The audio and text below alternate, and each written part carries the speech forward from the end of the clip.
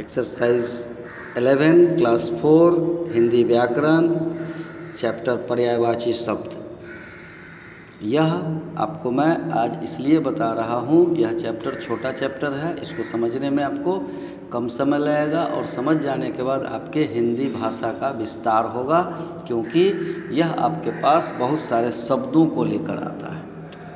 अगर आपके पास शब्द नहीं रहेंगे तो आप अपने भाव की अभिव्यक्ति नहीं कर पाएंगे।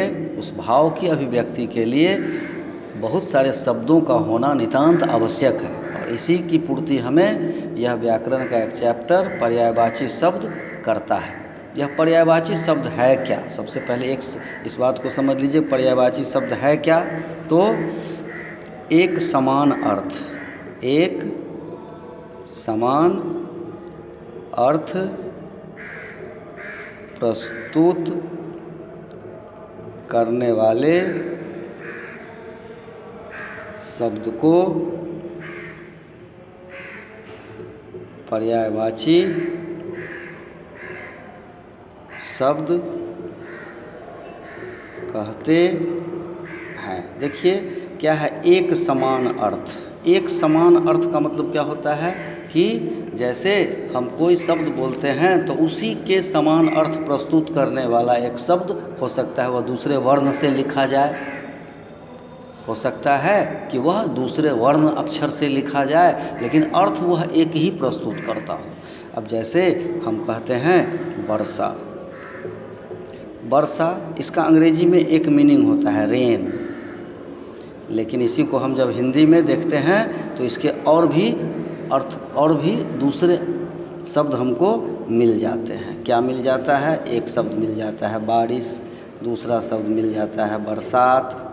तो ये जो शब्द हैं वर्षा, इसके लिए जो हम दूसरा तीसरा शब्द बना रहे हैं, इस शब्द को कहा जाता है पर्यायवाची शब्द। और वाक्य को बढ़ाने के लिए, कभी कभी वाक्य को सुंदर और सटीक करने के लिए आप इसका प्रयोग करते हैं। अब जैसे हम कहते हैं पंछी, पंछी का देखिए तो पक्षी,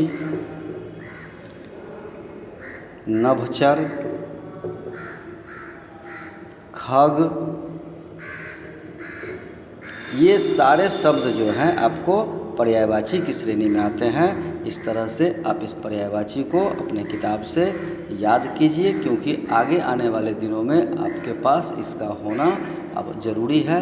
क्योंकि जब आप आगे क्लास में जाइएगा तो बहुत सारे शब्द ऐसे मिलेंगे जिसका अर्थ आपको ढूंढना पड़ेगा, याद करना पड़ेगा, और अभी से अगर आप इसको याद करते हुए चले जाते हैं तो आगे आपके पास यह एक स्टॉक हो जाएगा, जिसको कि आप फिर जहाँ ज़रूरत होगी वहाँ आप इसको पढ़ेंगे। देखिए आपकी किताब में इतना पर्यायवाची शब्द दिए हुआ है। अब इसके बाद आपके कुछ बनाने के लिए भी दिया गया है यहाँ इस चैप्टर में। देखिए यह बनाने के लिए है। अब आप इसको बनाइए और दिक्कत होगी तो फिर पूछिएगा।